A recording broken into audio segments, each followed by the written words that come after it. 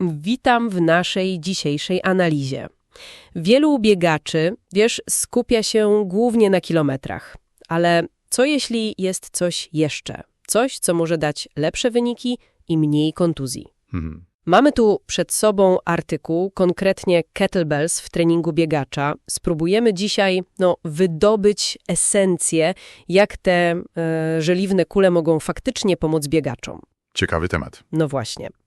Zacznijmy może od podstaw. Jak właściwie coś tak statycznego, jak podnoszenie ciężarka, jak to się ma do biegania, które jest przecież tak dynamiczne? To jest świetne pytanie, bo tak na pierwszy rzut oka, nie jest to oczywiste. Ale kettle, one budują nie tylko siłę czy wytrzymałość. Tylko co jeszcze? Budują też gibkość, równowagę. A to dla biegaczy jest kluczowe. Zobacz, są badania, które pokazują, że regularny trening siłowy może poprawić wydajność biegania. I to nawet o 15%. Aż tyle? Tak. To nie są jakieś tam drobne zmiany. To potencjalnie, minuty urwane z życiówki. I to nie przez więcej kilometrów, a przez mądrzejszy trening. Chodzi o siłę funkcjonalną, taką, która naprawdę działa w ruchu. Okej, czyli to nie jest tylko kwestia, powiedzmy, zbudowania większych mięśni nóg. Gdzie tu jest ten sekret? Dokładnie. Tu nie chodzi o samą masę, raczej o jakość ruchu. Trening z kettlem angażuje całe ciało, ale szczególnie mocno pracuje nad mięśniami core. Brzuch i plecy? Tak, brzuch, plecy, i ta słynna tylna taśma mięśniowa, dwugłowe uda, pośladki. To są obszary często przez biegaczy, trochę zaniedbywane. A ważne? Bardzo ważne. Kluczowe dla stabilizacji, dla utrzymania dobrej postawy, zwłaszcza jak już dopada zmęczenie w trakcie biegu. I ćwiczenia jak swing. Ten wahadłowy ruch? Tak, ten dynamiczny ruch z bioder. Albo przysiady, martwy ciąg, to właśnie buduje ten fundament. Czyli skupienie na tych, często pomijanych mięśniach. To musi jakoś pomagać unikać tych typowych biegowych problemów, prawda? Zdecydowanie tak. To jest jedna z największych korzyści, naprawdę. Silniejsze mięśnie, stabilniejsze stawy to po prostu lepsza amortyzacja, lepsza ochrona. Przed czym konkretnie? Przed typowymi urazami, zapalenia ścięgien Achillesa, bóle kolan, te sprawy. Wzmocnienie mięśni stabilizujących, na przykład przez tureckie wstawanie. To złożone ćwiczenie TGU? Tak, TGU. Albo martwy ciąg jednonóż. To bezpośrednio poprawia koordynację, równowagę, minimalizuje ryzyko, że źle postawisz stopę, że się potkniesz. Rozumiem. A co z tą ekonomią biegu? To brzmi dość technicznie, ale źródło mówi, że to fundamentalna sprawa. Fundamentalna, bo tu chodzi o efektywność. Lepsza ekonomia biegu to po prostu zużywanie mniej tlenu. Mniej energii przy tej samej prędkości. Czyli można biec szybciej. Albo dłużej. Dokładnie. Przy tym samym odczuwalnym wysiłku. A jak kettle w tym pomagają? Głównie na dwa sposoby. Po pierwsze, zwiększają sztywność ścięgien. Jak sprężyna. Trochę tak. Lepiej magazynują i oddają energię przy każdym kroku. A po drugie, uczą mięśnie szybszego generowania siły. A to skraca czas kontaktu stopy z podłożem. Mniej czasu na ziemi, więcej w locie. Właśnie, czyli efektywniejszy bieg. Po prostu. Korzyści brzmią naprawdę przekonująco. Ale jak to wpleść w plan? Biegacz często ma już napięty grafik. Jasne. Materiały sugerują, powiedzmy, 2-3 sesje treningu siłowego w tygodniu. Ale kluczowe jest, żeby nie robić ich w dni najcięższych biegów. Czyli nie przed zawodami albo długim wybieganiem? Raczej nie bezpośrednio przed. Trzeba dać ciału czas na regenerację. Można na przykład połączyć lekki trening siłowy z krótkim, spokojnym biegiem.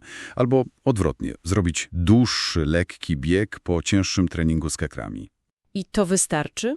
Wygląda na to, że tak. Badania pokazują efekty już po 6 tygodniach, nawet przy 1-2 sesjach tygodniowo. Więc to nie jest jakaś rewolucja w planie, raczej strategiczny dodatek. Okej, ale wyobrażam sobie, że machanie tymi żeliwnymi kulami bez odpowiedniej wiedzy to może być prosta droga do nowej kontuzji. Technika jest chyba, absolutnie kluczowa. Bez dwóch zdań, absolutnie. Opanowanie podstaw. Ten swing, o którym mówiliśmy, goblet squat, czyli przysiad z kettlem przy klatce, military press, wyciskanie nad głowę, i TGU. To jest niezbędne. A błędy? Błędy takie jak złe ułożenie nadgarstka albo brak napięcia brzucha i pośladków w swingu. Albo jak ktoś ciągnie ramionami zamiast biodrami. To nie tylko, zmniejsza efekty. To wręcz prosi się o kłopoty. Czyli co? Zaczynać ostrożnie. Zawsze. Zaczynać od małych ciężarów. I jeśli jest taka możliwość, naprawdę warto skonsultować się z kimś doświadczonym, z instruktorem. Dobra technika to podstawa. Bez tego ani rusz. Co ciekawe, źródło wspomina też, że nie każdy rodzaj treningu siłowego działa tak samo. Wydaje się, że jak podnosisz, ma znaczenie w zależności od tego, jak biegasz. Tak. I to jest fascynujący niuans, prawda? Wygląda na to, że trening z dużym obciążeniem, mówimy tu o ponad 80% maksa, on wynosi lepsze efekty u szybszych biegaczy. Poprawia siłę, moc. A dla wolniejszych? Z kolei trening pliometryczny, czyli taki bardziej skocznościowy, eksplozywny, może dawać przewagę przy, powiedzmy, niższych prędkościach. To sugeruje, że łączenie różnych metod może być korzystne dla biegaczy o różnym profilu. A inne metody? Co ciekawe, te analizowane badania nie wykazały jakiegoś istotnego wpływu treningu z umiarkowanym obciążeniem, ani ćwiczeń izometrycznych, przynajmniej na ekonomię biegu. Okej. Podsumowując, kettlebells, rysują się jako naprawdę wszechstronne narzędzie dla biegacza. Budują siłę, poprawiają technikę, chronią przed urazami, i zwiększają efektywność. Dokładnie. Jak spojrzymy szerzej, to widzimy, jak trening siłowy staje się takim, nieodłącznym elementem biegowej układanki. To jest budowanie fundamentu. Fundamentu, Który pozwala biegać nie tylko szybciej, ale też bezpieczniej, przez lata. Bo siła w tym kontekście to nie tylko mięśnie. To całościowa sprawność aparatu ruchu, koordynacja, stabilizacja, kontrola nad ciałem. Zatem silniejsze, bardziej świadome ciało, lepsza ekonomia biegu i, miejmy nadzieję, mniejsze ryzyko kontuzji.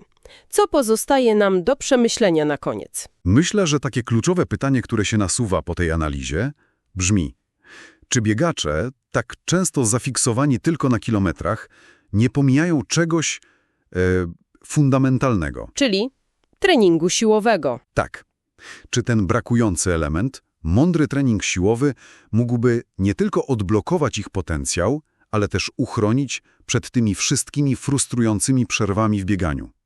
Wiesz, jak inaczej mogłaby wyglądać ich sportowa droga, gdyby ten siłowy fundament był solidnie budowany od samego początku? To daje do myślenia, prawda?